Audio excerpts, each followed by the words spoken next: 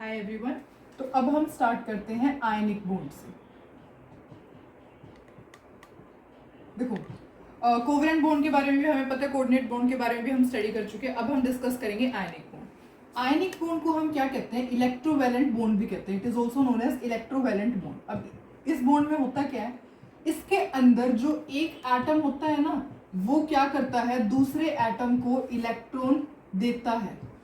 अब it can be मतलब any atom, या तो ये भी इलेक्ट्रॉन दे सकता है, ये भी इलेक्ट्रॉन दे सकता है। वो डिपेंड करता है किसके पास इलेक्ट्रॉन ज्यादा है। ठीक है, इसके अंदर क्या होता है, ट्रांसफर ऑफ इलेक्ट्रॉन होता है, कंप्लीट ट्रांसफर, ऐसे कह सकते हैं हम, कंप्लीट ट्रांसफर ऑफ इलेक्ट्रॉन होता है, complete transfer of electron. Electrovalent या फिर आयनिक बॉन्ड के अंदर क्या होता है, केमिकल बॉन्ड बनता है कब, जब दो एटम्स के बीच में कंप्लीट ट्रांसफर होता है इलेक्ट्रॉन का। ठीक है, एक जिसके पास ज्यादा इलेक्ट्रॉन होंगे वो इलेक्ट्रॉन्स अपने उस एटम को देगा जिसके पास इलेक्ट्रॉन्स की कमी होगी। जनरली जो इलेक्ट्रॉन लूज करता है उसे हम कहते हैं मेटल, और जो इलेक्ट्रॉन गेन करता है उसे हम कहते हैं नॉन मेटल। ठीक है, जो जनरली इलेक्ट्रॉन लूज करते हैं उसे हम क्या कहते हैं, मेटल कहते हैं, और जो गेन करता है वो क्या होता है, उसे हम क्या कहते हैं, नॉन मेटल। जो मेटल होता है, मेटल या फिर इलेक्ट्रोपॉजिटिव भी कह सकते हैं, या फिर ऐसे कह सकते हैं इलेक्ट्रोपॉजिटिव एटम, इलेक्ट्रोपॉजिटिव एटम। ठीक है, और जो गेन करेगा उसे हम क्या कहेंगे, इलेक्ट्रोनेगेटिव एटम कहेंगे। तो इलेक्ट्रोवैलेंट बॉन्ड क्या होता है, जिसके अंदर कंप्लीट ट्रांसफर होता है इलेक्ट्रॉन का, एक एटम दूसरे एटम को कंप्लीट ट्रांसफर करता है इलेक्ट्रॉन। जो एटम इलेक्ट्रॉन ट्रांसफर करता है उसे हम क्या कहते हैं, मेटल या फिर इलेक्ट्रोपॉजिटिव एटम, और जो इलेक्ट्रॉन गेन करता है उस एटम को हम क्या कहते हैं, नॉन मेटल या फिर इलेक्ट्रोनेगेटिव एटम। ठीक है, इसका जो दूसरी डेफिनेशन है वो ये भी होती है, इलेक्ट्रोस्टैटिक फोर्स ऑफ अट्रैक्शन होता है, electrostatic force of attraction between two atoms. दो एटम्स जो होते हैं, इलेक्ट्रोस्टैटिक फोर्स होते हैं ना, ऐसे कह सकते हैं electrostatic force of attraction between cation and anion. Cation and anion के बीच में जो इलेक्ट्रोस्टैटिक फोर्स ऑफ अट्रैक्शन होता है उसे हम क्या कहते हैं, आयनिक बॉन्ड कहते हैं। या फिर ऐसे भी कह सकते हैं कि कोलम्बिक इंटरेक्शन, कोलम्बिक इंटरेक्शन। ठीक है, एक एग्जाम में जो है क्वेश्चन आया हुआ था जिसके अंदर तीन चार बॉन्ड्स बनाए थे, जैसे कोऑर्डिनेट बॉन्ड, ऑप्शन में था coordinate bond, covalent bond, ionic bond.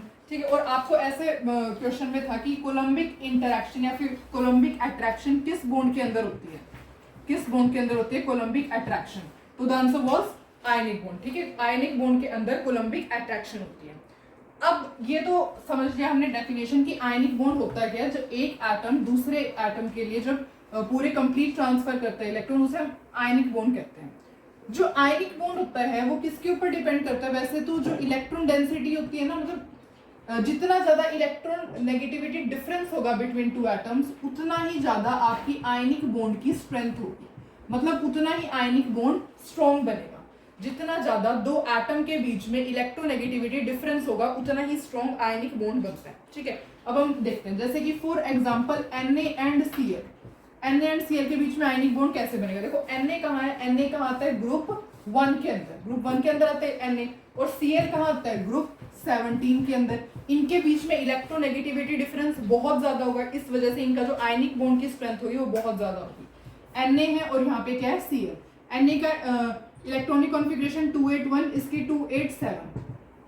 अब क्या होगा, Na क्या होता है, Na एक मेटल है, और ये क्या है, Cl क्या होता है, एक नॉन मेटल होता है। तो इलेक्ट्रॉन कहाँ से कहाँ ट्रांसफर होंगे, मेटल से नॉन मेटल तक ट्रांसफर होंगे, ताकि इसका भी ऑक्टेट कंप्लीट हो जाए और इसका भी ऑक्टेट कंप्लीट हो जाए। ये एक इलेक्ट्रॉन लूज करेगा तो 28 ऑक्टेट कंप्लीट, और ये एक इलेक्ट्रॉन गेन करेगा तो इसका भी ऑक्टेट कंप्लीट हो जाएगा। तो इलेक्ट्रॉन की ट्रांसफर यहाँ से होगी, और जैसे हम इनको प्लस करेंगे तो हमारे पास क्या बन जाएगा, NaCl, जो कि एक बहुत अच्छा आयनिक कंपाउंड होता है। ठीक है, टेबल सॉल्ट भी हम इसे कहते हैं, also known as table salt. इस तरीके से आयनिक कंपाउंड बनता है। ठीक है, कि जैसे Na पॉजिटिव एक मेटल कैटायन है, उसकी इलेक्ट्रॉनिक कॉन्फ़िगरेशन ये, वो क्या करेगा, इलेक्ट्रॉन लूज करेगा टू नॉन मेटल, और फिर क्या बनेगा, आयनिक कंपाउंड बनेगा। ठीक है, अब इलेक्ट्रोवैलेंसी क्या होती है, electrovalency is the total electrons gain और lose by the atom. Electrovalency term का मतलब होता है, इलेक्ट्रोवैलेंसी का मतलब होता है टोटल इलेक्ट्रॉन लूज और गेन बाय एटम। जो भी एटम इलेक्ट्रॉन लूज करेगा या फिर गेन करेगा उसे हम क्या कहते हैं, इलेक्ट्रोवैलेंसी कहते हैं। फॉर एग्जांपल जैसे कि Mg एंड O के बीच में आपको बतानी है इलेक्ट्रोवैलेंसी इसकी कितनी होगी। देखो mg का जो होता है, mg का क्या होता है 2, देखो mg का इसके अंदर mg की जो वैलेंसी होती है वो कितनी होती है 2, ऑक्सीजन की कितनी होती है 2, तो इनसे जो कंपाउंड बनेगा वो तो क्या बन जाएगा, इनसे जो कंपाउंड बनेगा ऐसे बनता है ना, क्या कंपाउंड बनेगा MgO, मतलब कि क्या बन गई, मैग्नीशियम ऑक्साइड बन गई। अब देखते हैं कि इसकी इलेक्ट्रोवैलेंसी कैसे कैलकुलेट करेंगे। जो Mg का इलेक्ट्रॉनिक कॉन्फ़िगरेशन होती है वो 282 होती है, एटॉमिक नंबर क्या होता है 12 होता है। ऑक्सीजन की इलेक्ट्रॉनिक कॉन्फ़िगरेशन क्या होती है 2 6। तो इलेक्ट्रॉन कहाँ से कहाँ ट्रांसफर करेंगे, यहाँ से यहाँ ट्रांसफर करेंगे, क्योंकि Mg क्या है, Mg एक मेटल है और ऑक्सीजन क्या है, एक नॉन मेटल है, ठीक है। तो इलेक्ट्रॉन की ट्रांसफर कहाँ से कहाँ होगी, मैग्नीशियम से, मेटल से लेकर के नॉन मेटल तक होगी। तो इस तरीके से जो इलेक्ट्रॉन की ट्रांसफर होगी तो हमारे पास जो कंपाउंड बनेगा वो क्या बनता है MgO बनता है। अब हमें क्या बतानी है, हमें सपोज बतानी है electrovalency of magnesium and electrovalency of oxygen, इन दोनों की इलेक्ट्रोवैलेंसी। देखो मैग्नीशियम ने कितने इलेक्ट्रॉन लूज किए, 2 इलेक्ट्रॉन लूज करेगा, 2 इलेक्ट्रॉन्स देगा ना इसको, सो दैट इसका ऑक्टेट कंप्लीट हो जाएगा, 2 8 रह जाएंगे। और इसको कितने इलेक्ट्रॉन की जरूरत है, 2 इलेक्ट्रॉन की जरूरत है, तभी इसके 2 8 ऑक्टेट कंप्लीट हो पाएगा। तो कितने लूज किए मैग्नीशियम ने, 2 इलेक्ट्रॉन लूज किए, क्योंकि इलेक्ट्रोवैलेंसी का मतलब क्या होता है, टोटल इलेक्ट्रॉन लूज और गेन बाय एटम। तो मैग्नीशियम ने कितने इलेक्ट्रॉन लूज किए 2, और ऑक्सीजन ने कितने गेन किए 2 गेन किए, इसने जितने इसने लूज किए उतने इसने गेन किए, ठीक है। तो इसका मतलब electrovalency of magnesium and oxygen कितनी हो जाएगी, दोनों की 2 2 हो जाएगी।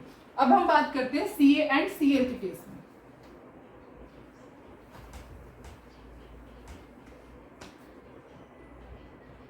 Ca एंड Cl, Ca का जो एटॉमिक नंबर होता है वो 20 होता है, 2882। इसका क्या होगा 287, atomic number 17, electronic configuration will be 287। अब इसके अंदर देखो एक्चुअली जो कंपाउंड बनता है ना वो क्या होता है CaCl2 बनता है, CaCl2।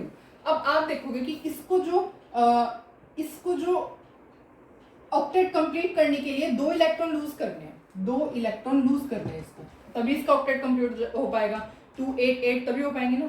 अब यहाँ पे क्या है, यहाँ पे 2 क्लोरीन प्रेजेंट है, 2 क्लोरीन यहाँ पर प्रेजेंट है, वो कितने इलेक्ट्रॉन लेंगे, इसकी इलेक्ट्रॉनिक कॉन्फ़िगरेशन 287, इसकी इलेक्ट्रॉनिक कॉन्फ़िगरेशन 287। तो 2 इलेक्ट्रॉन कैसे डिस्ट्रीब्यूट होंगे, एक इलेक्ट्रॉन तो ये ले लेगा और जो एक इलेक्ट्रॉन है इसमें से वो ये ले लेगा, इस तरीके से डिस्ट्रीब्यूशन होगा इलेक्ट्रॉन का, ठीक है। 1 इलेक्ट्रॉन तो एक क्लोरीन ये ले लेगा और दूसरा इलेक्ट्रॉन ये ले लेगा। तो जो इलेक्ट्रोवैलेंसी ऑफ यहाँ पे calcium and chlorine, calcium and chlorine की इलेक्ट्रोवैलेंसी क्या होगी, कैल्शियम ने कितने इलेक्ट्रॉन डोनेट किए हैं 2 इलेक्ट्रॉन डोनेट किए, इसलिए इलेक्ट्रोवैलेंसी ऑफ कैल्शियम कितनी हुई 2।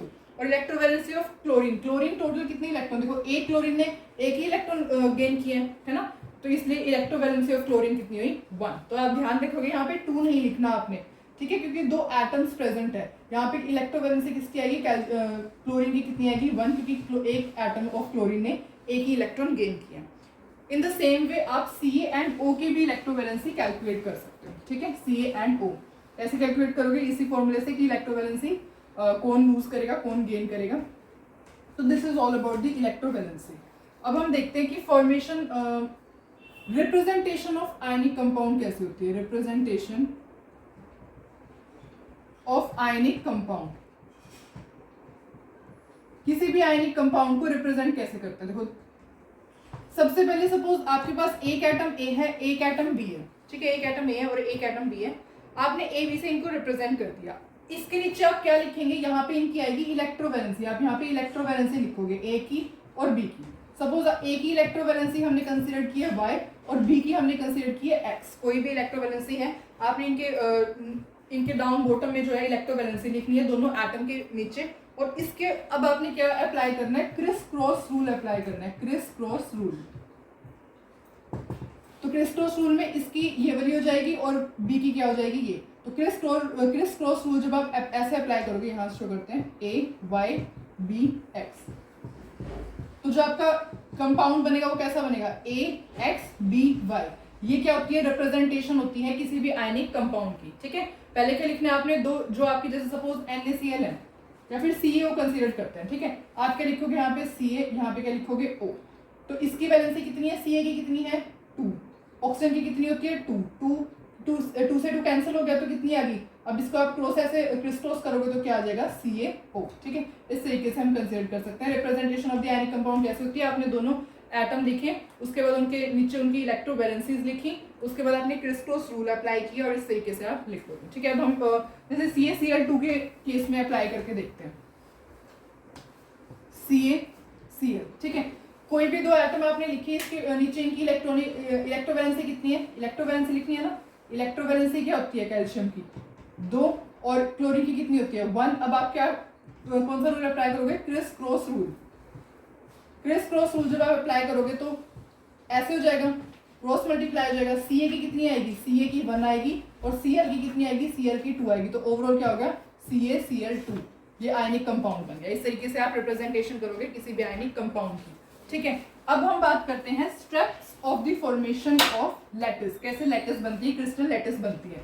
अब हमें एक तो देखना है कि क्रिस्टल लैटिस कैसे बनती है या फिर फॉर्मेशन ऑफ लैटिस की होती है। क्योंकि देखो जो आयनिक कंपाउंड होते हैं ना, आयनिक कंपाउंड का 3D स्ट्रक्चर होता है, इस तरीके से क्रिस्टल लैटिस का स्ट्रक्चर होता है। क्रिस्टल लैटिस का स्ट्रक्चर होता है, इस वजह से इसको हम क्या कहते हैं, that is known as crystal lattice. Crystal lattice. अब हम ये देखते हैं कि क्रिस्टल लैटिस कैसे फॉर्म होती है। ठीक है, जिसे हम क्या कहते हैं, बोर्न हेबर साइकिल भी। तो कैसे आयनिक बॉन्ड बनता है या फिर बोर्न हेबर साइकिल, दोनों का मतलब सेम ही है। तो फॉर्मेशन ऑफ आयनिक बॉन्ड या फिर बोर्न हेबर साइकिल, इसे हम बोर्न हेबर साइकिल भी कहते हैं। तो formation of the ionic compound देखते हैं या फिर बोर्न हेबर साइकिल।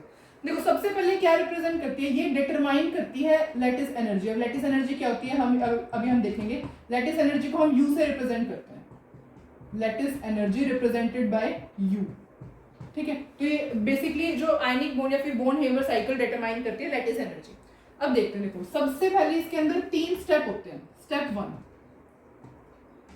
1 होता है फॉर्मेशन ऑफ कैटायन। कैसे कैटायन बनेगा, फॉर्मेशन ऑफ कैटायन। अब सपोज इसके अंदर फॉर्मेशन ऑफ द कैटायन के अंदर भी सब स्टेप्स होते हैं। देखो सपोज आपके पास ना कोई भी ये सॉलिड स्टेट में प्रेजेंट है, सपोज कोई भी आपने एलिमेंट लिया जो कि सॉलिड स्टेट में प्रेजेंट है। कैटायन हमेशा गैसियस स्टेट से ही बनता है, तो सबसे पहले आपको क्या करना पड़ेगा, सॉलिड से आपको इसको गैसियस स्टेट में कन्वर्ट करना पड़ेगा। सॉलिड से गैसियस स्टेट के कन्वर्जन को हम क्या कहते हैं, सब्लिमेशन कहते हैं। This is known as sublimation. इस प्रोसेस को हम क्या कहते हैं, सब्लिमेशन कहते हैं। ठीक है, जब सॉलिड से गैसियस में कन्वर्ट होता है तो उस प्रोसेस को हम सब्लिमेशन कहते हैं। तो जो ये सब्लिमेशन होती है, इसके लिए जो डेल्टा HSC होता है वो क्या होता है, दैट इज पॉजिटिव। ये क्या होता है, पॉजिटिव। ठीक है, तो सबसे पहले अब गैसियस स्टेट में कन्वर्ट हो गया। अब जो सेकंड स्टेप आएगा वो क्या होगा, आयनाइजेशन पोटेंशियल या आयनाइजेशन एनर्जी। आयनाइजेशन एनर्जी क्या होती है, energy required to remove most loosely bound electron from the atom. ठीक है, अब यहाँ पे हमारे पास जो कोई भी एलिमेंट है वो गैसियस स्टेट में प्रेजेंट है। G means gaseous, S means solid. ठीक है, कोई भी एटम जो गैसियस स्टेट में प्रेजेंट है, इसमें से हमें क्या निकालना है, एक इलेक्ट्रॉन निकालना है। तो जो एनर्जी की रिक्वायरमेंट होगी वो क्या कहेंगे, उसे आयनाइजेशन पोटेंशियल, आयनाइजेशन एनर्जी। अब इसमें से क्या हुआ, एक इलेक्ट्रॉन लूज हो गया, तो ये क्या बन गया हमारे पास, ऐसा बन गया। इसके लिए जो डेल्टा HIP होती है ना वो क्या होती है, पॉजिटिव, क्योंकि एनर्जी की जरूरत हुई है ना, हमें एनर्जी रिक्वायर्ड है, तो इसलिए क्या होगा, पॉजिटिव। तो यहाँ पे अब हमारे पास क्या बन गया, यहाँ पे कैटायन बन गया, है ना। अब इन दोनों प्रोसेस की 2 कंडीशन होती है, इन दोनों प्रोसेस की 2 कंडीशन होती है। सबसे पहली कंडीशन तो ये होती है कि जो साइज होना चाहिए ना मेटल का, size of metal must be, कैसा होना चाहिए, साइज ऑफ मेटल। देखो मेटल है, मेटल का साइज जब आपका लार्ज होगा, जब मेटल का साइज लार्ज होगा तो आपको कम आयनाइजेशन पोटेंशियल की जरूरत होगी, और देयरफॉर जो है आपको लो आयनाइजेशन पोटेंशियल चाहिए, लो आयनाइजेशन पोटेंशियल। तो ये दोनों कंडीशन होती है, क्योंकि जब आपका साइज ऑफ दी जितना बड़ा आपका एटम लार्ज होगा, सपोज बहुत बड़ा एटम है आपका, ठीक है, तो इलेक्ट्रॉन तो न्यूक्लियस से बहुत दूर हो गया, तो ये तो आसानी से निकल जाएगा। एनर्जी जो रिक्वायर्ड होगी इस इलेक्ट्रॉन को निकालने के लिए वो बहुत ज्यादा थोड़ी होगी। ठीक है, तो इसलिए size of the metal must be large होना चाहिए, और जो आयनाइजेशन पोटेंशियल होना चाहिए वो इट मस्ट बी लो। तो फॉर्मेशन ऑफ द कैटायन कैसे हुई है, सबसे पहले हमारे पास कोई भी एटम था जो कि सॉलिड स्टेट में प्रेजेंट था, वो गैसियस स्टेट में कन्वर्ट करना पड़ेगा, क्योंकि हमें कैटायन बनाना है, तो गैसियस में से ही हम इलेक्ट्रॉन को निकाल सकते हैं। तो इस प्रोसेस को हम क्या कहते हैं, सब्लिमेशन, और इसकी जो एंथैल्पी होती है वो क्या होती है, पॉजिटिव। नेक्स्ट स्टेप होता है आयनाइजेशन पोटेंशियल। इसके अंदर हम गैसियस स्टेट में से इलेक्ट्रॉन को रिमूव करते हैं। इसके लिए भी जो आपकी एंथैल्पी ऑफ आयनाइजेशन पोटेंशियल होती है वो क्या होती है, positive, because energy is required. अब कंडीशन क्या होती है इस पूरे प्रोसेस के लिए कि जो साइज ऑफ द मेटल होना चाहिए वो लार्ज होना चाहिए, सो दैट हमारे जो आयनाइजेशन पोटेंशियल, जो हम एनर्जी की रिक्वायरमेंट वो थोड़ी हो, ठीक है। तो लो आयनाइजेशन पोटेंशियल। अब हम बनाते हैं फॉर्मेशन ऑफ एनायन।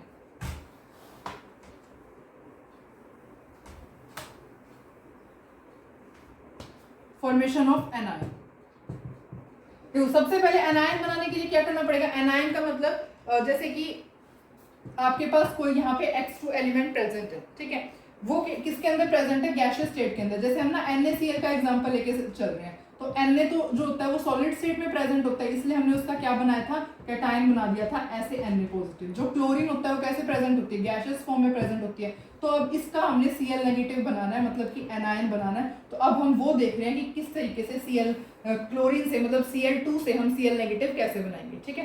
तो ये सपोज हम अब X2 हमारे पास कोई भी है, गैसियस फॉर्म में प्रेजेंट है। अब गैसियस से हमें क्या बनाना पड़ेगा, गैसियस से हमें बनाना है, इसको पहले तो तोड़ना पड़ेगा, ठीक है, ताकि ये अलग अलग हो जाए। तो इसके लिए कौन सी एनर्जी की रिक्वायरमेंट होगी, बॉन्ड डिसोसिएशन एनर्जी। तो ऐसे लिखो आप, पहला जो प्रोसेस होता है वो क्या है, bond dissociation energy, bond dissociation energy.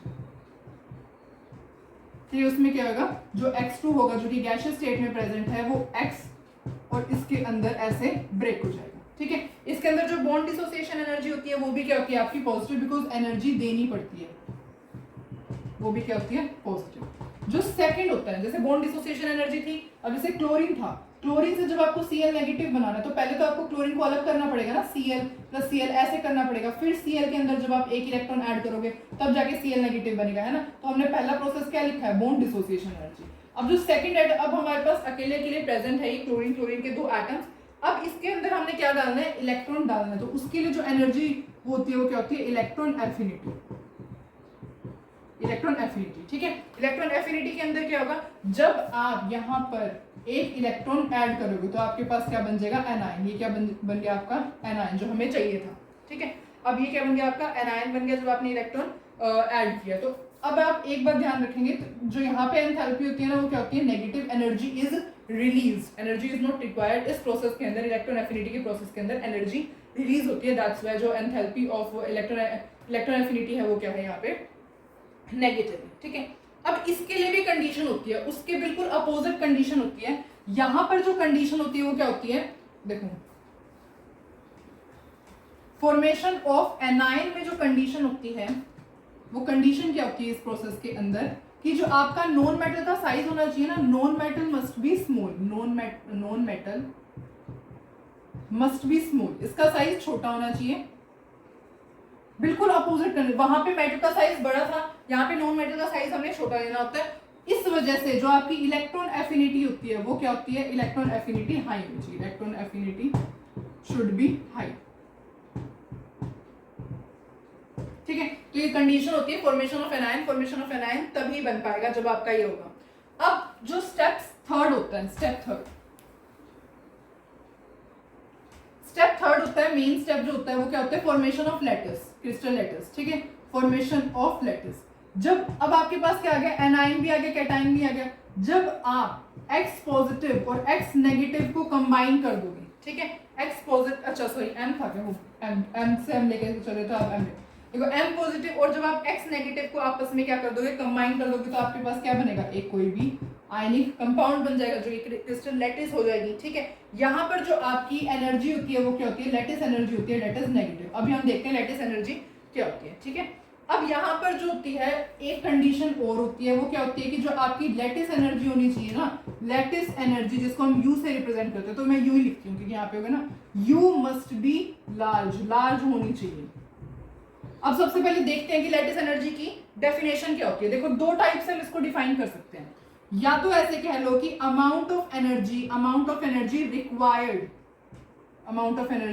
Required to break 1 mole of crystal lattice, मतलब 1 मोल ऑफ क्रिस्टल लैटिस को तोड़ने के लिए जितनी अमाउंट ऑफ द एनर्जी की जरूरत पड़ेगी उसे हम क्या कहते हैं, लैटिस एनर्जी कहते हैं।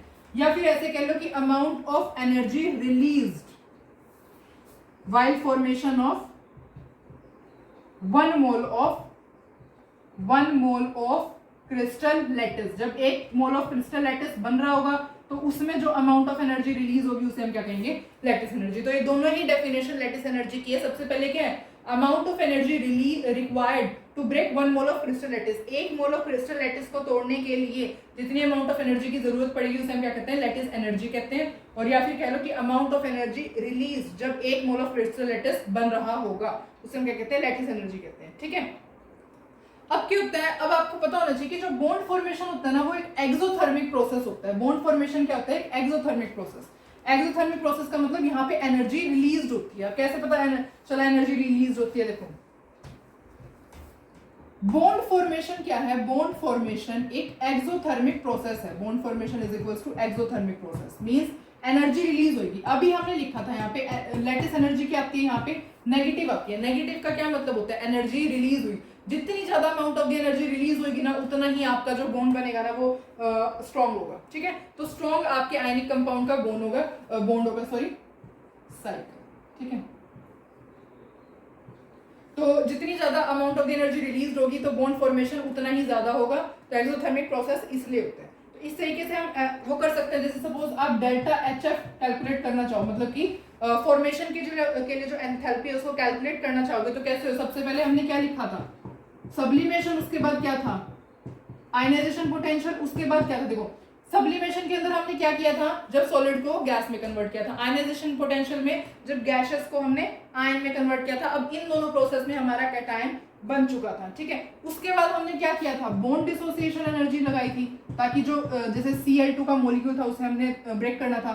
माइनस में क्या था, इलेक्ट्रॉन एफिनिटी, इलेक्ट्रॉन एफिनिटी को जो थी वो नेगेटिव आई थी, माइनस में आई थी। ठीक है, सॉरी प्लस करेंगे, मतलब आएगी माइनस में जब हम फॉर्मेशन निकाल रहे हैं ताकि हमें तो प्लस में होगा। ठीक है, तो अब ये क्या हो गया, उसके बाद क्या बनी थी, लास्ट में तो लैटिस एनर्जी बनी थी, तो आप क्या कर दो यहाँ पे लैटिस एनर्जी को प्लस कर दो। ठीक है, तो इस जब पूरे प्रोसेस को आप प्लस कर दोगे तो आपके पास क्या आ जाएगा, एंथैल्पी ऑफ फॉर्मेशन आ जाएगी। ठीक है, ये आपको पता होना चाहिए। इसकी भी एक कंडीशन होती है, मतलब बॉन्ड तभी बनेगा जब आपका जो डेल्टा एच एफ है वो क्या होगा, नेगेटिव होगा। और वो नेगेटिव किसकी वजह से होगा, इन दोनों की वजह से। हमने देखा था ना, जो डेल्टा एच ई जी होता है वो भी नेगेटिव आता है, डेल्टा एल ई ये भी नेगेटिव आता है। तो देयरफॉर जो एंथैल्पी ऑफ फॉर्मेशन होती है वो भी आपकी नेगेटिव आनी चाहिए। मतलब कि क्या होता है, बॉन्ड फॉर्मेशन नेगेटिव होना चाहिए। ठीक है, इसका मतलब हम ऐसे कह सकते हैं कि बॉन्ड हेबर साइकिल को हम ऐसे कंक्लूड कर सकते हैं कि जितनी आपकी कम आयनाइजेशन देखो सबसे पहले तो आप ये देखो कि आयनाइजेशन पोटेंशियल और इलेक्ट्रॉन एफिनिटी हमने किस किस में यूज की थी। सपोज हमारे पास Na और Cl था, है ना। अब Na जो होता है सॉलिड स्टेट में प्रेजेंट होता है, तो हमें उसे क्या बनाना था, Na पॉजिटिव बनाना था। इसके लिए हमने सब्लिमेशन एनर्जी की जरूरत पड़ी हमें, और आयनाइजेशन पोटेंशियल की जरूरत पड़ी। यहाँ पे हमारे पास Cl2 था जिसे हमने Cl नेगेटिव बनाना था, तो इसके लिए हमें एक तो बॉन्ड डिसोसिएशन एनर्जी की जरूरत पड़ी और एक इलेक्ट्रॉन एफिनिटी की जरूरत पड़ी। अब आप ही मुझे बताओ इन चारों में से कौन सी एनर्जी कम होनी चाहिए, कौन सी एनर्जी ज्यादा होनी चाहिए ताकि अच्छा बॉन्ड बने, आयनिक बॉन्ड जो है बहुत ज्यादा स्ट्रॉन्ग बने। ठीक है, अब हमने देखा था कि लो जो होनी चाहिए वो आपकी आयनाइजेशन पोटेंशियल होनी चाहिए, एंड हाई जो होना चाहिए वो क्या होना चाहिए, आपका इलेक्ट्रॉन एफिनिटी होनी चाहिए। तभी आपका बॉन्ड जो है बहुत ज्यादा अच्छा बनेगा। मतलब कि अगर आपको कोई भी दो एटम के बीच में आयनिक बॉन्ड को स्ट्रॉन्ग बनाना है तो जो आयनाइजेशन पोटेंशियल की वैल्यू होनी चाहिए वो कम होनी चाहिए, और जो आपकी इलेक्ट्रॉन एफिनिटी की वैल्यू होनी चाहिए वो बहुत ज्यादा हाई होनी चाहिए। इसी वजह that will result in ease of formation of ionic bond. उतना ही जल्दी आपका आयनिक बॉन्ड बन जाएगा। Ease of formation of ionic bond, ionic bond कह लो, आयनिक कंपाउंड कह लो। ठीक है, आयनिक बॉन्ड या आयनिक कंपाउंड उतनी ही जल्दी आपका बन जाएगा। ठीक है, अब हमने देख लिया। अब एक और जो मोस्ट इंपॉर्टेंट बात है वो ये है कि जो लैटिस एनर्जी आपकी जितनी ज्यादा लैटिस एनर्जी होती है ना उतना ही स्ट्रॉन्ग आपका आयनिक कंपाउंड होता है। स्टेबिलिटी आयनिक कंपाउंड की उतनी ही ज्यादा होती है, स्ट्रेंथ आयनिक कंपाउंड की उतनी ज्यादा होती है। तो जो लैटिस एनर्जी ऐसे लिखो, ग्रेटर लैटिस एनर्जी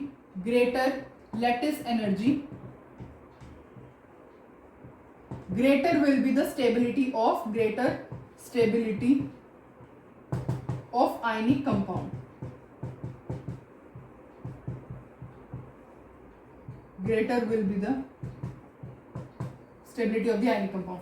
जितनी ज्यादा लैटिस एनर्जी होगी उतनी ही ज्यादा आपके आयनिक कंपाउंड की स्टेबिलिटी होगी। ठीक है, अब हम लैटिस एनर्जी को देखते हैं, क्योंकि लैटिस एनर्जी अब हमने देख लिया कि कितनी ज्यादा इंपॉर्टेंट है किसी भी आयनिक कंपाउंड की फॉर्मेशन के लिए। तो हम लैटिस एनर्जी को देखते हैं। देखो लैटिस एनर्जी की डेफिनेशन तो हमने पता कर ली। अब फैक्टर्स देखते हैं जो कि लैटिस एनर्जी को अफेक्ट करते हैं। फैक्टर्स अफेक्टिंग लैटिस एनर्जी, सब दो ही फैक्टर्स होते हैं मेन। तो सबसे पहला होता है मैग्नीट्यूड ऑफ चार्ज और दूसरा होता है आपका रेडियस, मैग्नीट्यूड ऑफ चार्ज या फिर साइज कह सकते हैं। सबसे पहले ये देखते हैं, देखो magnitude of charge is directly proportional to lattice energy which is represented by U. ठीक है, magnitude of charge directly proportional होती है इससे। हम ऐसे कह सकते हैं कि ये किसके Z प्लस और Z नेगेटिव के डायरेक्टली प्रोपोर्शनल होती है। सपोज मैं आपको कहूं कि NaCl है, MgCl2 है और AlCl3 है। अब इनको आप on the basis of lattice energy के बेसिस पे अरेंज करो तो आप देखोगे कि यहाँ पे क्या है Na पॉजिटिव Cl नेगेटिव, यहाँ पे क्या है Mg2 पॉजिटिव Cl नेगेटिव, यहाँ पे क्या है Al3 positive Cl negative. Z positive का मतलब कैटायन, Z नेगेटिव का मतलब एनायन। ठीक है, इनका जो मैग्नीट्यूड ऑफ होगा, अब ये तो सारे सेम ही है तो ये तो कैंसिल ही होगी। ठीक है, सेम तो इनको तो हम चेक नहीं करेंगे। सबसे ज्यादा चार्ज की स्पेस की, इसका मतलब लैटिस एनर्जी सबसे ज्यादा किस में होगी, AlCl3 में होगी। ठीक है, क्योंकि चार्ज ऑफ द कैटायन यहाँ पे ज्यादा है, देयरफॉर लैटिस एनर्जी ज्यादा है। अब हम देखते हैं जो सेकंड फैक्टर होता है वो क्या होता है आपका, साइज। साइज किसका, साइज किसी भी देखो, अब जैसे जो आपकी लैटिस एनर्जी होती है ना वो इनवर्सली प्रोपोर्शनल होती है R positive plus R negative. मतलब कि कैटायन की और एनायन के जो है इनका सम करेंगे तो लैटिस एनर्जी आपकी इनवर्सली प्रोपोर्शनल होती है। ठीक है, या फिर ऐसे कह लो कि अगर सपोज हम ये सारे एग्जांपल ले लेते हैं, अब बताओ इसके अंदर लैटिस एनर्जी का ऑर्डर बताते हैं तो क्या है, देखो Li positive, Na positive, K positive, Cl negative, Cl negative, Cl negative.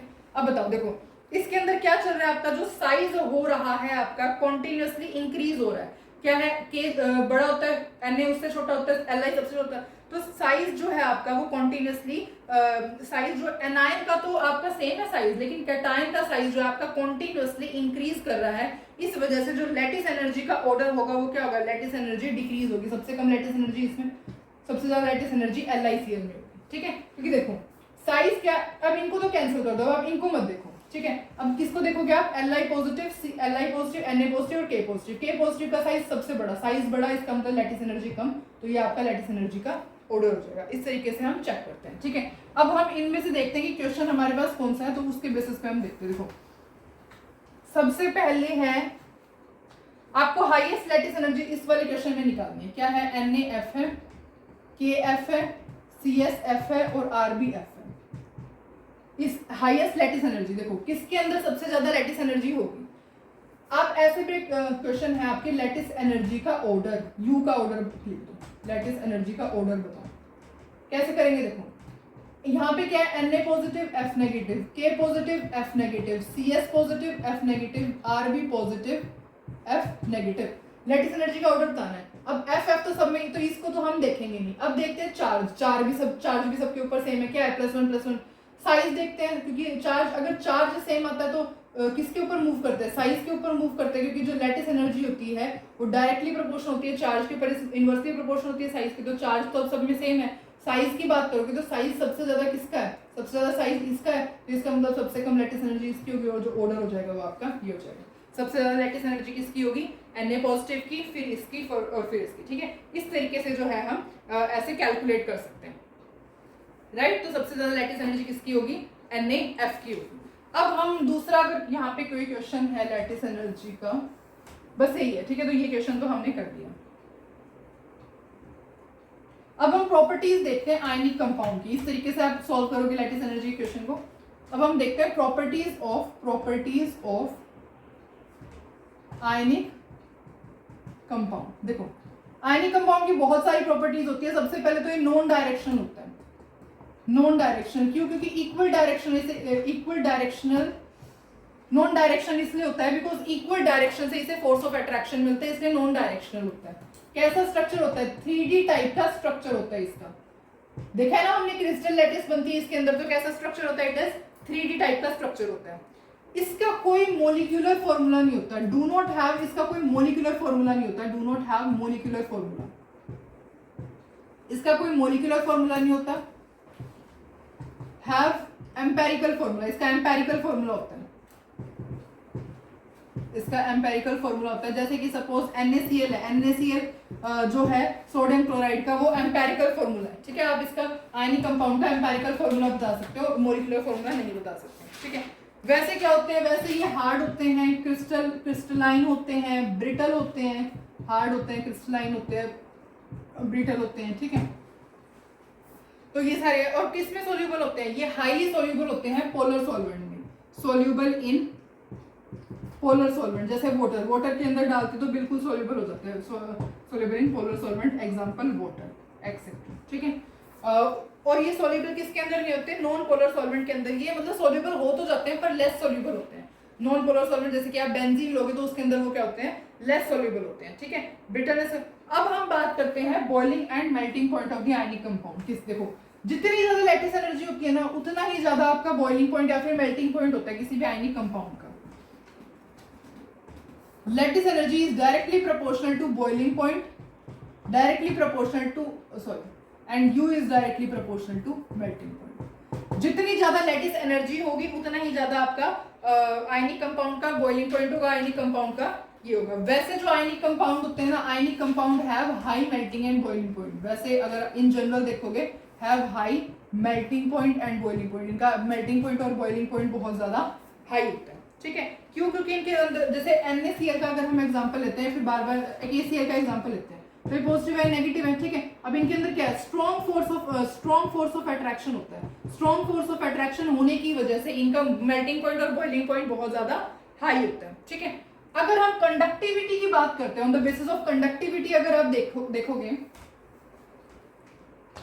Conductivity, तो कंडक्टिविटी के बेसिस पे दो उसमें देखते हैं। देखो, मेटेलिक कंडक्टर भी होते हैं और ये इलेक्ट्रोलाइटिक कंडक्टर भी होते हैं। मेटेलिक कंडक्टर भी होते हैं और ये इलेक्ट्रोलाइटिक कंडक्टर भी होते हैं, मतलब कि कंडक्ट करते हैं इलेक्ट्रिसिटी को, ठीक है। They are metallic conductor also and electrolytic conductor. अब मेटेलिक कंडक्टर क्यों होते हैं? Due to presence of free ions, क्योंकि इनके पास क्या होते हैं, फ्री आयंस प्रेजेंट होते हैं, due to presence of free ions present होने की वजह से। इलेक्ट्रोलाइटिक कंडक्टर के अंदर सबसे ज्यादा जो होता है वो एक्वियस कंडक्टर होता है, उसके बाद फ्यूज्ड स्टेट आएगी, फ्यूज्ड को हम मोल्टन स्टेट भी कहते हैं, और उसके बाद सॉलिड। ये क्या है, कंडक्टिविटी का ऑर्डर है। सपोज आपको मैं कोई एक्वियस सॉल्यूशन मैंने दे रखा है, तो एक्वियस सॉल्यूशन सबसे ज्यादा कंडक्टिव होता है, ठीक है। एक्वियस सॉल्यूशन सबसे ज्यादा, क्योंकि देखो आयंस बहुत ज्यादा होते हैं ना, इसके अंदर बहुत ज्यादा आयंस होते हैं, आयंस की सेपरेशन बहुत ज्यादा होती है, जिस वजह से जो है वो इलेक्ट्रिसिटी को जल्दी कंडक्ट कर पाते हैं एक्वियस सॉल्यूशन। फ्यूज मोल्टन के अंदर सेमी सॉलिड हो गया वो, मतलब आयंस होगी इतने ज्यादा अच्छे नहीं होंगे जितने एक्वियस सॉल्यूशन पर होंगे। सॉलिड के अंदर तो बिल्कुल ही फ्री आयंस नहीं होती, कोई मूवमेंट ही नहीं होती फ्री आयंस की, इस वजह से सॉलिड की जो कंडक्टिविटी होती है इस केस में वो सबसे लेस होती है, ठीक है। अगर हम आयनिक कंपाउंड की रिएक्शन की बात करते हैं तो हाँ, केमिकल रिएक्शन इसकी होती है। सपोज जैसे आपके NaCl प्लस में AgNO3 वाली होती है ना, जिसमें जो लैब में भी परफॉर्म की जाती है, NaCl प्लस में AgNO3 gives us AgCl plus में NaNO3, है ना। ये बहुत ज्यादा फेमस रिएक्शन होती है, हम लैब में भी देखते हैं कि यहाँ पे क्या होती है, व्हाइट कलर की PPT फॉर्म हो जाती है। तो जो आपकी आयनिक कंपाउंड्स होते हैं वो केमिकल रिएक्शन भी शो करते हैं, ठीक है, आयनिक रिएक्शन शो करते हैं। लेकिन जो आपकी अब मोलिकुलर रिएक्शन कौन शो करता है? मोलिकुलर रिएक्शन तो आपके कोवलेंट कंपाउंड शो करते हैं। मोलिकुलर रिएक्शन कौन शो करता है? Shown by covalent compounds, shown by covalent compound. और जो आयनिक कंपाउंड होते हैं वो कौन सी रिएक्शन शो करते हैं? दे शो आयनिक रिएक्शंस।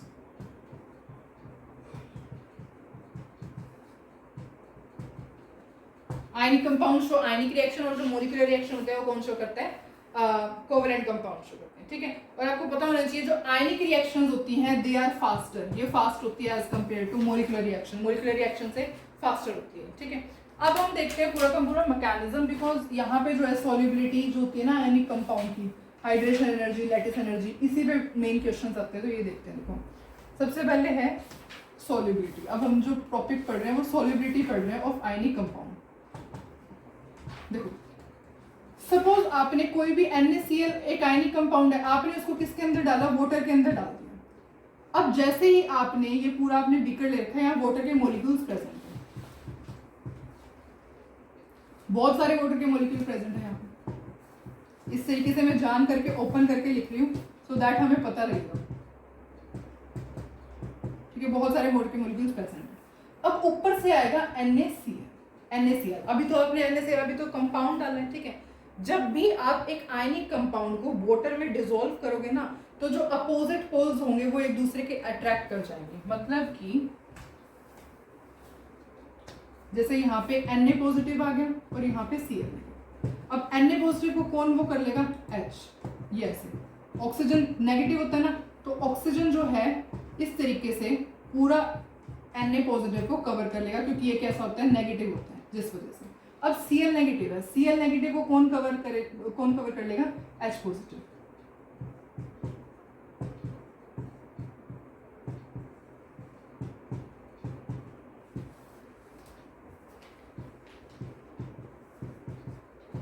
ठीक है, इस तरीके से जो है अरेंज हो जाते हैं। कैसे, जो आपका Na पॉजिटिव था उसको किसने वो कर लिया, जैसे O2 नेगेटिव होता है तो O2 negative, O2 negative, O2 negative, O2 negative, इस तरीके से जो है Na पॉजिटिव एक बीच में था, उसको सारे अपोजिट पोल्स ने अट्रैक्ट कर लिया, जो कि O2 नेगेटिव ने। अब Cl नेगेटिव है, Cl नेगेटिव को किसने कर लिया, जैसे H पॉजिटिव होता है तो सारे के सारे H पॉजिटिव ने जो है Cl नेगेटिव को कवर कर लिया। इस तरीके से हो जाता है कि जब आप कोई भी आयनिक कंपाउंड को वाटर के अंदर डिसॉल्व करते हो ना, तो जो अपोजिट पोल्स होते हैं वाटर के, वो क्या करते हैं, opposite poles of the ionic compound को इस तरीके से आप उसमें अट्रैक्ट कर जाते हैं। अब इस अट्रैक्शन की वजह से, due to this attraction some amount of energy release होती है। Due to this attraction some amount of energy is released, some amount of energy is released। इस अट्रैक्शन की वजह से कुछ amount of the energy release होती है। अगर ये रिलीज एनर्जी ज्यादा है as compare to the lattice energy, अगर ये रिलीज एनर्जी ज्यादा होती है देन द लैटिस एनर्जी, तो आपका जो आयनिक कंपाउंड होता है ना वो सोल्यूबल हो जाता है। ठीक है, ऐसे लिखोगे, if release energy is greater than lattice energy, जो कि हम U से रिप्रेजेंट करते हैं, then ionic compound will dissociate. किसके अंदर डिसोसिएट हो जाएगा, अपने आयंस बना लेगा। Will dissociate into its ions, अपने आयंस के अंदर।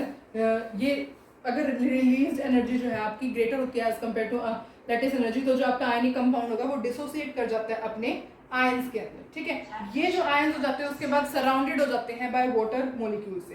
इस पूरे प्रोसेस से ये जो फिर आयंस होते हैं, then these ions will be surrounded by water molecule, और इस पूरे प्रोसेस को हम क्या कहते हैं, this whole process is known as hydration. क्या कहते हैं हम इसे, इस पूरे प्रोसेस को हम कहते हैं हाइड्रेशन। और जो रिलीज होती है एनर्जी उसको हम क्या कहते हैं, हाइड्रेशन एनर्जी। ठीक है, क्योंकि क्या हाइड्रेशन क्यों है, क्योंकि यहाँ पे सॉल्वेंट हमने वाटर लिया था। अगर आप वाटर की जगह कोई दूसरा पोलर सॉल्वेंट लेते हो तो उसके अंदर हम क्या कहेंगे, सॉल्वेशन कहेंगे इस प्रोसेस को, और जो एनर्जी रिलीज होगी उसे हम क्या कहेंगे, सॉल्वेशन एनर्जी कहते हैं। ठीक है, तो वो डिपेंड करता है। सपोज आपने अब पूरा प्रोसेस दोबारा से समझते हैं, आपने NaCl लिया था, NaCl को जैसे ही आपने वाटर के अंदर डाला तो देखो क्या हुआ, इस तरीके से Na पॉजिटिव और Cl नेगेटिव को अलग अलग जो है वाटर के मॉलिक्यूल्स ने सराउंड कर लिया, अपोजिट पोल्स ने एक दूसरे को अट्रैक्ट कर लिया। अब इस अट्रैक्शन की वजह से कुछ अमाउंट ऑफ एनर्जी रिलीज होती है। अब वो इसके ऊपर डिपेंड करता है, अगर amount of the energy release वो ग्रेटर है लैटिस एनर्जी से, तो कंपाउंड जो है डिसोसिएट हो जाएगा आयंस के अंदर। ठीक है, और अपना जो है ये आयंस फिर सराउंड हो जाएंगे बाय वाटर मॉलिक्यूल्स, और इस पूरे प्रोसेस को हम हाइड्रेशन कह देंगे। अगर रिलीज एनर्जी लेस देन है लैटिस एनर्जी से, तो आयनिक कंपाउंड डिसोसिएट नहीं होता। इसी वजह से हमें रिएक्शन के अंदर पीपीटी देखने को मिलती है। जैसे AgCl है ना, पीपीटी क्यों बनती है, क्योंकि अगर सपोज रिलीज एनर्जी कम है लैटिस एनर्जी से, तो आयनिक कंपाउंड डिसोसिएट ही नहीं होगा। डिसोसिएट नहीं होगा तो ऐसे का ऐसे रहेगा। इस वजह से जो है आपका पीपीटी प्रेसिपिटेट की फॉर्मेशन हो जाती है। ठीक है, हाइड्रेशन, इस पूरे प्रोसेस को हम क्या कहते हैं, हाइड्रेशन कहते हैं। और जो रिलीज अमाउंट ऑफ एनर्जी होती है उसे हम क्या कहते हैं, हाइड्रेशन एनर्जी। और अगर हाइड्रेशन अगर आपने सॉल्वेंट वाटर नहीं लिया है, कोई और सॉल्वेंट लिया है, तो उस प्रोसेस को हम क्या कहेंगे, सॉल्वेशन। और जो रिलीज अमाउंट ऑफ एनर्जी होगी उसे हम क्या कहते हैं, सॉल्वेशन एनर्जी कहते हैं। अब हम हाइड्रेशन की बात करते हैं कि हाइड्रेशन को कौन कौन से फैक्टर्स इफेक्ट करते हैं। Factors affecting hydration, same lattice energy वाला केस होता है। सबसे पहले चार्ज और उसके बाद साइज। जो आपकी हाइड्रेशन होती है, हाइड्रेशन एनर्जी होती है, hydration energy is directly proportional to charge. किसके डायरेक्टली प्रोपोर्शनल होती है? चार्ज के डायरेक्टली प्रोपोर्शनल होती है, ठीक है। जैसे हमने उसके अंदर लिखा था ऐसे लिखो, या फिर चार्ज होती है ना आयन की, ठीक है। नेक्स्ट होता है साइज। हाइड्रेशन एनर्जी क्या होती है? इनवर्सली प्रोपोर्शनल होती है। हाइड्रेशन साइज ऑफ आयन लिख दो, देखो size of ion is inversely proportional to hydration energy. Hydration energy inversely proportional होती है। दो फैक्टर्स के ऊपर हाइड्रेशन एनर्जी डिपेंड करती है, चार्ज के ऊपर और आपकी ये साइज के ऊपर, ठीक है। यहाँ पे लिखो हाइड्रेशन एनर्जी। हाइड्रेशन एनर्जी दो फैक्टर्स के ऊपर डिपेंड करती है, ठीक है। सपोज आपसे कोई ऐसे पूछेगी Ni है, Na है, K है, Rb, अब इनको अरेंज करो आप on the basis of the hydration. किसकी हाइड्रेशन एनर्जी सबसे ज्यादा होगी? तो पहले चार्ज देखोगे, चार्ज तो सब में सेम है। अब साइज देखोगे, साइज किसका बड़ा है? टॉप टू बॉटम जाते तो साइज सबसे बड़ा सीजन का है, ठीक है। इसका साइज बड़ा होने की वजह से इसकी हाइड्रेशन एनर्जी सबसे कम, तो जो ऑर्डर होगा हाइड्रेशन एनर्जी का वो ये हो जाएगा, ठीक है। या फिर चलो इतना बहुत है, इतना आपको पता चल गया अब हाइड्रेशन एनर्जी वाले कैसे सोल्व कर रहे होते हैं, ठीक है। अगर आप एक्वस मीडियम के अंदर लेते हो, अब आपने यही सपोज यही आपको ऑर्डर एक्वस मीडियम के अंदर बताना है, Li positive, Na positive, K positive, Rb positive, CS positive, ठीक है। अब आपने यही वाला ऑर्डर एक्वस मीडियम के अंदर बताना है, तो ये वाला ऑर्डर एक्वस मीडियम के अंदर भी सेम रहेगा, ठीक है। तो अगर सपोज आपको मीडियम चेंज कर दिया जाए तो आपको ऐसे, तो you have to the order will be same, ठीक है। हाइड्रेशन एनर्जी का जो ऑर्डर रहेगा वो सेम रहेगा इस तरीके से, क्लियर। उसके बाद हम बात करते हैं कंडक्टिविटी की। देखो कंडक्टिविटी जो होती है वो इनवर्सली प्रोपोर्शनल होती है हाइड्रेशन एनर्जी। आपको आयंस दे दिए जाते हैं क्वेश्चन के अंदर, आपको बताना होता है कि कौन सबसे ज्यादा कंडक्टिव होगा, ठीक है। तो conductivity is inversely proportional to hydration energy. Conductivity जो होती है आपकी, conductivity is inversely proportional to hydration energy, ठीक है। Conductivity is inversely proportional to hydration energy. Suppose इसी के अंदर देखते हैं Li positive, Na positive, K positive, Rb positive, CS positive. अब इसके अंदर हाइड्रेशन एनर्जी का ऑर्डर क्या था? सबसे ज्यादा हाइड्रेशन एनर्जी इसकी थी। तो अगर कंडक्टिव कौन सबसे ज्यादा कंडक्टिव होगा, तो कंडक्टिविटी का ऑर्डर अगर आपको कोई बताने के लिए कहे तो इसका अपोजिट हो जाएगा,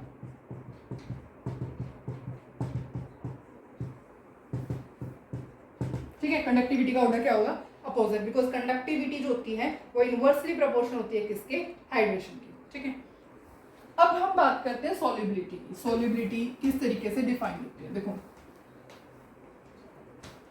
सॉल्युबिलिटी जो होती है, अगर हम इन सिंपल लैंग्वेज देख लें तो सॉल्युबिलिटी तो डायरेक्टली प्रोपोर्शनल तो होती है हाइड्रेशन एनर्जी के, और इनवर्सली प्रोपोर्शनल होती है लैटिस एनर्जी की, बस, ठीक है। मतलब आपको अगर कोई लैटिस एनर्जी का ऑर्डर पता है तो आपको सॉल्युबिलिटी का ऑर्डर पूछा जाए तो आप बता सकते हो, उसका अपोजिट ऑर्डर हो जाएगा।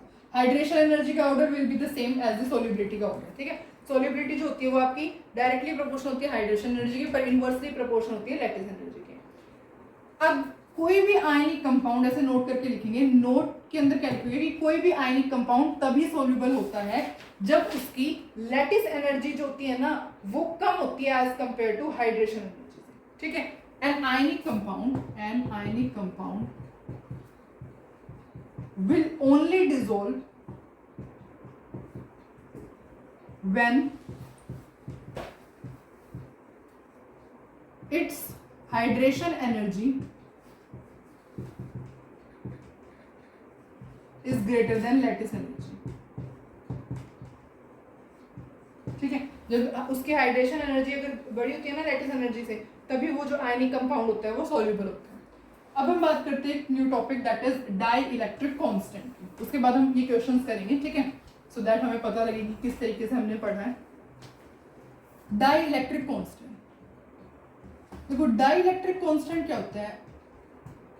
जैसे किसी भी आयनिक कंपाउंड को जब वाटर के अंदर या फिर किसी भी पोलर सॉल्वेंट के अंदर डिसॉल्व करते हो ना, तो वो न्यूट्रलाइज कर देता है आयनिक कंपाउंड के चार्ज को। तो ये कैपेसिटी होती है, कैपेसिटी क्या करता है? किसको न्यूट्रलाइज करता है? आयनिक कंपाउंड के उसको न्यूट्रलाइज करता है। तो ये किसकी कैपेसिटी होती है? सॉल्वेंट की कैपेसिटी होती है। Capacity of solvent to neutralize the charge of ionic compound, बस, to neutralize the charge of ionic compound, ठीक है। किसी भी कैपेसिटी ऑफ सॉल्वेंट की वो न्यूट्रलाइज कर सके चार्ज ऑफ आयनिक कंपाउंड, उसे हम क्या कहते हैं, डाइलेक्ट्रिक कांस्टेंट कहते हैं, ठीक है। मतलब कि ऐसे ये मीडियम की प्रॉपर्टी होती है ताकि वो डिसोसिएट कर सके इनटू आयंस के अंदर, ताकि जो अपोजिट पोल्स है ना वो आपस में अट्रैक्ट कर सके। अगर हम सॉल्युबिलिटी की बात करेंगे तो जो सॉल्युबिलिटी होती है वो डायरेक्टली प्रोपोर्शनल होती है डाइलेक्ट्रिक कांस्टेंट, डाइलेक्ट्रिक कांस्टेंट। इस वजह से जो वाटर होता है ना उसका डाइलेक्ट्रिक कांस्टेंट बहुत हाई होता है। इसी का रीजन होता है वो अपने अंदर बहुत सारे उसके अंदर जो कंपाउंड्स होते हैं वो सॉल्युबल होते हैं ना, तो ये इसी का रीजन है कि जो डाइलेक्ट्रिक कांस्टेंट होता है वाटर का वो हाई होता है, सो दैट बहुत सारे उसके अंदर कंपाउंड जो है वाटर के अंदर वो सॉल्युबल होते हैं, ठीक है। अब हम सबसे पहले कुछ क्वेश्चंस करते हैं, उसके बाद हम एक बहुत इंपॉर्टेंट चीज डिस्कस करेंगे। देखो फर्स्ट क्वेश्चन करते हैं। सबसे पहला क्वेश्चन है Mg है और एक X है और ये क्या बना रहे हैं, कोई भी एक कंपाउंड बना रहे हैं। हमें इस कंपाउंड का फॉर्मूला बताना है और X की जो इन्होंने इलेक्ट्रॉनिक कॉन्फ़िगरेशन लिखी हुई है वो क्या है, ये, ठीक है। अब देखते हैं, देखो Mg की कैसे बनता है कंपाउंड, हमने अभी स्टडी किया ना, Mg और X। Mg की जो इलेक्ट्रोवैलेंसी होती है वो क्या होती है, 2 होती है। X की कितनी है, X की इलेक्ट्रोवैलेंसी आप यहाँ से देख सकते हो, आउटर मोस्ट में कितने इलेक्ट्रॉन है, 3 इलेक्ट्रॉन है तो 3। उसके बाद क्या करते हैं, criss cross rule, cross multiply करेंगे तो क्या हो जाएगा, Mg3x2। ये क्या हो जाएगा, इसका फॉर्मूला हो जाएगा आयनिक कंपाउंड का, क्या हो जाएगा, Mg3x2। ओके, तो अब हम रूल स्टडी करते हैं रिगार्डिंग सॉल्युबिलिटी। देखो ये बहुत ज़्यादा इंपॉर्टेंट है, ये आप नोट करके एज इट इज़ वर्ड लिखोगे, और मैंने क्या कहते हैं ये एज इट इज़ वर्ड ही लिखे हैं सो दैट कोई कंफ्यूजन ना हो, बिकॉज ये बहुत ज़्यादा इंपॉर्टेंट है, इनसे एक्सेप्शंस भी बनती हैं, ठीक है। तो रूल्स रिगार्डिंग सॉल्युबिलिटी, अगर कैटायन और एनायन का कंपैरेबल साइज होगा तो जो कैटायनिक रेडियस होगी वो क्या करेगी, आपकी लैटिस एनर्जी को इन्फ्लुएंस करेगी। इस वजह से अगर आयनिक साइज बड़ा होता है तो आपकी लैटिस एनर्जी ज़्यादा डिक्रीज करेगी as compare to hydration energy. इस वजह से जो सॉल्युबिलिटी का ऑर्डर होगा वो डाउन द ग्रुप इंक्रीज करेगा, ठीक है, जैसे कि इस एग्जांपल में हो रहा है। सिमिलरली अगर एनायन बड़ा है as compare to the cation तो जो आपकी लैटिस एनर्जी रहेगी वो तो कांस्टेंट रहेगी, और हमें पता है कि सॉल्युबिलिटी क्या हाइड्रेशन एनर्जी डिक्रीज करती है डाउन द ग्रुप, इस वजह से जो सॉल्युबिलिटी होगी वो भी डिक्रीज कर जाएगी, ठीक है। अभी हम इसके बेसिस पे क्वेश्चन भी सॉल्व करेंगे। और जो दो मेन इंपॉर्टेंट नोट्स हैं वो क्या है, अगर आपका कॉमन आयन प्रेजेंट है जैसे कि Na पॉजिटिव Ca नेगेटिव, और ये जो कॉमन आयन है ये छोटा है, स्मॉल इन साइज है, तो आप लैटिस एनर्जी वाला ऑर्डर लिखोगे। और अगर आपका कॉमन आयन जो है, कॉमन आयन इज लार्ज, अगर आपका जो कॉमन आयन है वो लार्ज है जैसे कि C positive, Rb positive, Br negative, I negative, या कोई भी पॉली एटॉमिक एनायन, तो आपकी जो हाइड्रेशन एनर्जी होगी वो डोमिनेट्स करेगी, तो आप हाइड्रेशन एनर्जी वाला ऑर्डर लिखोगे, ठीक है। आई थिंक आपने स्क्रीनशॉट ले लिया है because it is very important. अब हम क्वेश्चन सॉल्व करते हैं आपने, ठीक है। तो जैसे सपोज हमें पहले तो ये वाले कर लेते हैं, उसके बाद हम इसके बेस पे कर लेंगे। सबसे पहले देखते हैं कि जो हमें क्या करना है, बताना है, ऑर्डर बताना है बॉइलिंग पॉइंट का, हाईएस्ट बॉइलिंग पॉइंट। देखो हीलियम है, CSF है, NH3 है और CHCl3 है, इसमें हमें बॉइलिंग पॉइंट का ऑर्डर बताना है। बॉइलिंग पॉइंट का ऑर्डर बताना है, कैसे बताएंगे बॉइलिंग पॉइंट, देखो आपको पता होना चाहिए बॉइलिंग पॉइंट जो होता है ना, बॉइलिंग पॉइंट, उसके लिए आप क्या देखते हो, आयनिक बॉन्ड के, आयनिक कंपाउंड के अंदर बॉइलिंग पॉइंट ज्यादा होता है एज कम्पेयर टू कोवलेंट। तो बस अब आप इसमें ये डिफाइन कर लो, आयनिक कंपाउंड कौन सा है, कोवलेंट कंपाउंड कौन सा। देखो हीलियम है, हीलियम के अंदर तो क्या प्रेजेंट होते हैं, वीक वन डार वॉल फोर्स प्रेजेंट होते हैं, इसके अंदर दोनों आयनिक है ना कोवलेंट है। CSF है, CSF के केस में C पॉजिटिव F नेगेटिव है, हाँ इसके अंदर तो आयनिक ये तो आयनिक कंपाउंड है।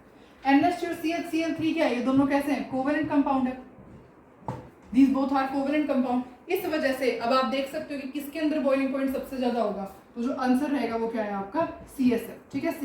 अगर आप जैसे आपको ऑप्शंस दिए गए हैं तो आप ये सजेस्ट कर लो कि आयनिक कौन सा है, कोवलेंट कौन सा, फिर उसके बेसिस पे आप आंसर कर सकते हो। जो आयनिक कंपाउंड है उसके अंदर सबसे ज्यादा बॉइलिंग पॉइंट होता है, ठीक है। अब हम नेक्स्ट क्वेश्चन करते हैं। Formula of the metal oxide आपको गिवन है MO, आपको क्या बताना है, फॉर्मूला ऑफ इट्स फॉस्फेट बताना है। नेक्स्ट क्वेश्चन, आपको MO तो दिया हुआ है, formula of metal oxide given है आपको MO, उसका फॉस्फेट का फॉर्मूला बताना है। उसके फॉस्फेट का फॉर्मूला कैसे बताएंगे, ये वाला क्वेश्चन। देखो एमओ कब बना होगा? अगर फॉस्फेट का मुझे फॉर्मूला बताना भी है तो फॉस्फेट की वैलेंसी तो मुझे पता है कितनी होती है, 3 होती है, पर एम की नहीं पता। तो देखते हैं एम कोई भी हो सकता है। तो देखो एमओ है, ऑक्सीजन की तो 2 होती है, तो अब इससे एमओ कंपाउंड बन रहा है, इसका मतलब इसकी भी 2 ही रही होगी, तभी आपस में कैंसिल किया होगा, तभी ये कंपाउंड बना होगा। इससे हमें क्या पता लगता है कि जो एम की वैलेंसी कितनी है, वो 2 है। बस अब तो क्रॉस मल्टीप्लाई करो तो आंसर क्या आएगा, M3PO4 का होल ट्वाइस। आपका फॉर्मूला क्या बन जाएगा फॉस्फेट का, M3PO4 का होल ट्वाइस। कैसे पता लगा? देखो हमें M और PO4 को ऐसे क्रॉस मल्टीप्लाई करने से आना था। PO4 का तो हमें पता है कितनी वैलेंसी होती है, 3, पर हमें M नहीं पता यहाँ कौन सा एलिमेंट लिया है तो उसकी वैलेंसी क्या होगी। पर हमें पता है कि MO कंपाउंड बन रहा है और जो O का है वो क्या है, 2 उसकी वैलेंसी है। तो जब मतलब कि M की भी वैलेंसी 2 ही रही होगी, बस फिर जो ये कैंसिल आउट कर देंगे और इस तरीके से हमारा कंपाउंड बन जाएगा। ठीक है, अब हम देखते हैं सॉल्युबिलिटी का ऑर्डर वाटर के अंदर। तो जो हमने नोट करके लिखा था ना, अब ये इस क्वेश्चन के अंदर हमें वो होगा, जैसे कि सपोज आपके पास क्या है, BeSO4 है, BaSO4 है, LiOH है और CSOH है। अब इसके अंदर सबसे ज्यादा वाटर के अंदर कौन सोल्यूबल होगा? देखो आंसर करते हैं। SO4 2 नेगेटिव है। SO4 2 नेगेटिव का क्या मतलब है, लार्ज है। अभी देखा था ना हमने लार्ज की कैटेगरी कौन सी होती है। अब ये वाला एनायन तो लार्ज है। लार्ज का मतलब क्या है, यहाँ पर आपकी जो हाइड्रेशन एनर्जी डोमिनेट करेगी, हाइड्रेशन एनर्जी विल डोमिनेट। ठीक है, अभी SO4 2 नेगेटिव लार्ज है तो हाइड्रेशन एनर्जी डोमिनेट करेगी। हाइड्रेशन एनर्जी हमें पता है, जब हम टॉप टू बॉटम आते हैं, टॉप टू बॉटम में जो हमारी हाइड्रेशन एनर्जी होती है, हाइड्रेशन एनर्जी डिक्रीज करती है। Hydration energy top to bottom आते हैं तो हाइड्रेशन एनर्जी डिक्रीज करती है, देयरफॉर जो आपकी सॉल्युबिलिटी होगी वो क्या होगी, इंक्रीज होगी, सॉल्युबिलिटी इंक्रीजेस। ठीक है, ये आपने सब नोट में लिखा हुआ है, बस आपको पता होना चाहिए कि जो SO4 2 नेगेटिव होता है वो लार्ज होता है, इस वजह से हाइड्रेशन एनर्जी वाला फैक्टर देखोगे। ठीक है, हमें पता है top to bottom hydration energy decrease करती है, इस वजह से सॉल्युबिलिटी इंक्रीज करेगी। तो इन दोनों के अंदर कौन सा होगा सबसे ज्यादा सॉल्युबल, कौन सा होगा वाटर के अंदर, ये वाला। ठीक है, क्योंकि top to bottom hydration energy decrease करती है और जो सॉल्युबिलिटी होगी वो इंक्रीज करेगी, इस वजह से BeSO4 जो होगा वो ज्यादा सॉल्युबल होगा in water as compare to BaSO4। ठीक है, अब हम OH नेगेटिव का केस लिखते हैं। OH नेगेटिव क्या है, OH नेगेटिव स्मॉल है। OH नेगेटिव क्या होता है, स्मॉल है, इसलिए यहाँ पे कौन डोमिनेट करेगा, lattice energy will dominate, this will dominate, lattice energy dominate करेगी। अब हमें पता है टॉप टू बॉटम जाते हैं तो लैटिस एनर्जी क्या करती है, आपकी जो U होती है वो क्या करती है, डिक्रीज, देयरफॉर जो आपकी सॉल्युबिलिटी होगी वो क्या करेगी, इंक्रीज, सॉल्युबिलिटी इंक्रीज करेगी। अब सॉल्युबिलिटी इसका मतलब किसकी ज्यादा होगी, CSOH की ज्यादा होगी, देयरफॉर जो सॉल्युबिलिटी ऑफ वाटर किसके अंदर होगी, इसमें। तो जो आपने नोट में लिखा था ना, आपको सबसे पहले आयंस देखने की स्मॉल है, या फिर उसके बाद आप फैक्टर डिसाइड करोगे कि आपको हाइड्रेशन एनर्जी वाले फैक्टर से चलना है या फिर आपको लैटिस एनर्जी वाले फैक्टर से चलना है। ठीक है, अब हम नेक्स्ट क्वेश्चन करते हैं, last question, that is highest melting point देखते हैं।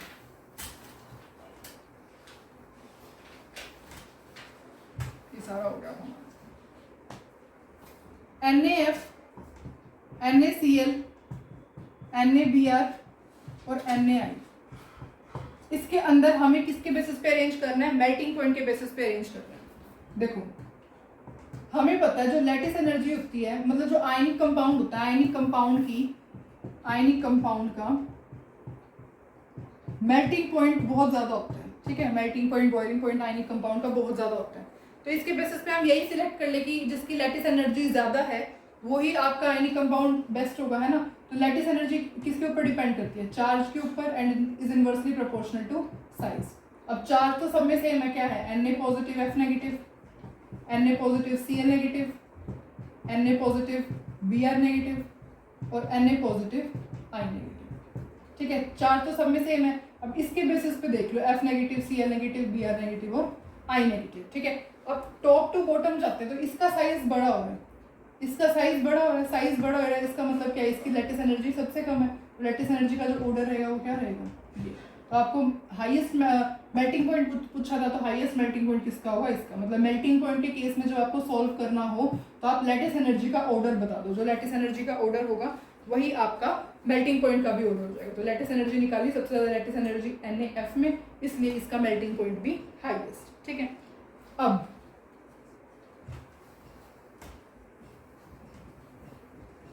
देखो, अब जो हमने मैक्सिमम क्वेश्चंस हैं वो तो सब सॉल्व कर लिए, जो मैक्सिमम क्वेश्चंस थे अब हम वो सॉल्व कर चुके हैं। अब हम देखते हैं एक और है, जैसे कि Na and Cl, Mg and suppose आप यहाँ पे ले लो Cl। देखो Na और Cl, Mg और Li और F ले लो सपोज आप यहाँ पे, और क्या लो, चलो इन तीनों में डिफाइन करते हैं, Mg और F ले लो यहाँ पे। इसके बेसिस पे आपको क्या बताना है, कौन सा बॉन्ड सबसे, मतलब ये सारे कौन सा सबसे अच्छा बॉन्ड बनाएंगे आयनिक। ठीक है, तो आप ऐसे लिख लो कि most stable ionic bond is formed by which of the following, कौन इनमें से सबसे ज्यादा अच्छा आयनिक बॉन्ड बनाएंगे। तो देखो, आयनिक बॉन्ड के लिए हमें लैटिस एनर्जी का ऑर्डर पता होना चाहिए, चार्ज अपॉन में साइज, ये तो आपको अभी तक है ना, मतलब ये लर्न हो जाना चाहिए, ये वाला जो फॉर्मूला है। देखो अब चार्ज देखते हैं, चार्ज के बेसिस पे डिफरेंशिएट कर सकेंगे। इनका charge Na positive Cl negative, इसका मतलब क्या है, 1 × 1 दैट इज 1। इनके अंदर Mg2 पॉजिटिव Cl नेगेटिव, इसका मतलब क्या है, 2 × 1 दैट इज 2। इसके अंदर क्या है, Li पॉजिटिव Cl नेगेटिव, मतलब कि क्या, 1 × 1 मतलब कि 1। चार्ज सबसे ज्यादा किसका है, चार्ज के बेसिस पे, तो साइज पे मूव करने की तो जरूरत ही नहीं है। चार्ज सबसे ज्यादा किसका है, Mg एंड F का है। तो सबसे ज्यादा स्टेबल आयनिक बॉन्ड कौन बनाएगा, Mg एंड F। ठीक है, इससे आप और भी एग्जांपल बना सकते हो, खुद से भी बना सकते हो, जैसे Na और F ले लो आप, ठीक है, Mg या Cl ले लेते हैं। ठीक है, इस तरीके से हम कर सकते हैं। तो आपको क्या करना है, मोस्ट स्टेबल आयनिक बॉन्ड कौन बनाएगा, पहले आप सबके चार्ज करो, क्योंकि हमने देखा था ना जब हमने चार्ज किया था, तो ये इसके डायरेक्टली प्रोपोर्शन होता है। ठीक है, तो जब आपको ऐसे दो आएंगे तो आपको चार्जेस को क्या करना है, मल्टीप्लाई करके देखना है, जिसका सबसे ज्यादा चार्ज उसका आयनिक बॉन्ड सबसे ज्यादा स्ट्रॉन्ग होगा। ठीक है, तो अब हम एक लास्ट क्वेश्चन आप होमवर्क में ले लो, CaO और आपको Ki के बीच में लैटिस एनर्जी निकालनी है। ठीक है, आपको लैटिस एनर्जी का ऑर्डर लिखना है, lattice energy is maximum in CaO और Ki। इसमें आपको इन दोनों में से लैटिस एनर्जी किसके अंदर सबसे ज्यादा मैक्सिमम होगी, इसको आपको पढ़ना है। ठीक है, आपको सॉल्व करना है इस क्वेश्चन को, बाकी के हम सारे क्वेश्चन सॉल्व कर चुके हैं। So thank you so much for watching.